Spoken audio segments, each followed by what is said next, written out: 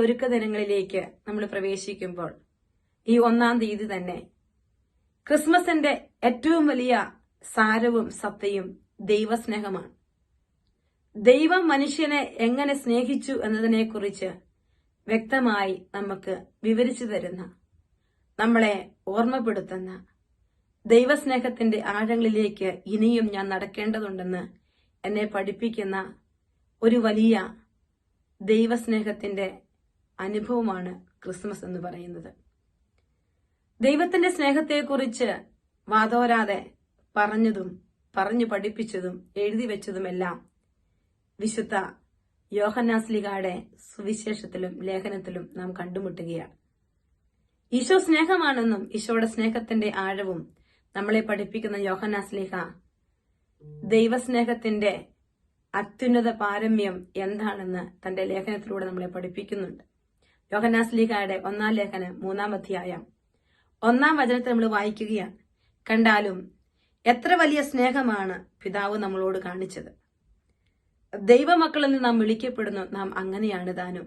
അതേ പ്രിയപ്പെട്ടവരെ, ഈ ക്രിസ്മസും പാപിയും ബലഹീനരുമായ നമ്മളെ തന്റെ മക്കളാക്കി ദൈവം ദത്തെടുത്തതിന്റെ, തന്റെ മക്കളാക്കി സ്വർഗത്തോട് ചേർത്തതിന്റെ ദൈവസ്നേഹത്തിന്റെ അടയാളങ്ങളാണ്, ഓർമ്മപ്പെടുത്തലാണ്.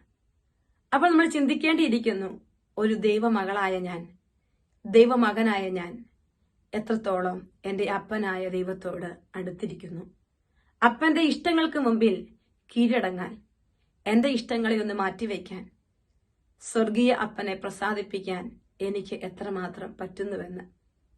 നമുക്കായി സ്വർഗത്തിൽ അനേക വാസസ്ഥലങ്ങൾ ഒരുക്കി വെച്ചിരിക്കുന്ന ഈശോ, സ്നേഹരൂപമായ ഈശോ, എന്നെയും നിങ്ങളെയും അങ്ങോട്ട് ക്ഷണിക്കുന്ന ഈശോ, അപ്പന്റെ മടിയിലിരിക്കാനുള്ള ക്ഷണം നമുക്ക് നൽകുന്ന കർത്താവ് ഇന്ന് എന്നോടും നിങ്ങളോടും ചോദിക്കുകയാണ്, മകനെ മകളെ, അല്പം കൂടി എന്റെ സ്വന്തമായി കൂടെ, അല്പം കൂടി ഞാൻ നടന്ന വഴിയിലൂടെ നടന്നുകൂടെ, അല്പം കൂടി സ്നേഹം എനിക്ക് പകർന്നു തന്നുകൂടെ, എന്നെ നിനക്ക് നിന്റെ ജീവിത വഴികളിൽ ഓർത്തുകൂടെ. പ്രിയപ്പെട്ടവരെ, അപ്പനായ യേശുവിന്റെ ഓർമ്മകൾ നമ്മുടെ ഹൃദയത്തെ ഈ ദിനത്തിൽ പുളകം കൊള്ളിക്കട്ടെ. നമ്മുടെ ഹൃദയത്തെ അപ്പനായ യേശുവിന്റെ സ്നേഹത്തോട് നമുക്ക് കൂടുതൽ ചേർത്ത് വയ്ക്കാം. അതാണ് ക്രിസ്മസ് ദിനം നമുക്ക് നൽകുന്ന വലിയ സമ്മാനം. നമുക്ക് ദൈവത്തിന് കൊടുക്കാൻ പറ്റുന്ന ഏറ്റവും വലിയ സമ്മാനം അത് തന്നെയാണ്. എനിക്കും നിങ്ങൾക്കും സ്നേഹത്തിന്റെ നിറവുണ്ടാവട്ടെ എന്ന് പ്രാർത്ഥിക്കുകയാണ്, ആശംസിക്കുകയാണ്. പ്രിയപ്പെട്ട ദൈവമക്കളെ, ഞാനും നിങ്ങളും അനേക വ്യക്തികളെ ഓരോ ദിനവും ഓരോ ദിവസവും കണ്ടുമുട്ടുന്നുണ്ട്.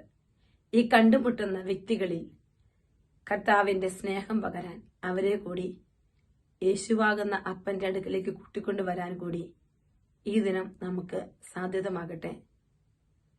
അപ്പനായ യേശുവിന്റെ കരുണയും സ്നേഹവും കരുതലും കാത്തിരിപ്പും തിരിച്ചറിയുമ്പോൾ, ഞാൻ നടന്നുപോയ വഴികളിൽ തെറ്റിയിട്ടുണ്ടെങ്കിൽ ഓടിവന്ന് മാപ്പ് ചോദിച്ച് സ്നേഹം പുതുക്കാൻ നമുക്കും പറ്റട്ടെ.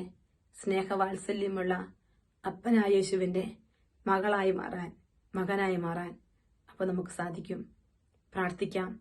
എൻ്റെ സ്വർഗീയ പിതാവേ, എൻ്റെ അപ്പനായ യേശുവേ, നിന്നോട് ചേർന്ന് വിശുദ്ധിയിൽ നിന്റെ ഇഷ്ടപ്രകാരം നിന്നെ പ്രസാദിപ്പിച്ച് ജീവിക്കാൻ എനിക്ക് സാധിക്കട്ടെ എന്ന് ഞാൻ ഇന്ന് പ്രാർത്ഥിക്കുന്നു. ആമേൻ.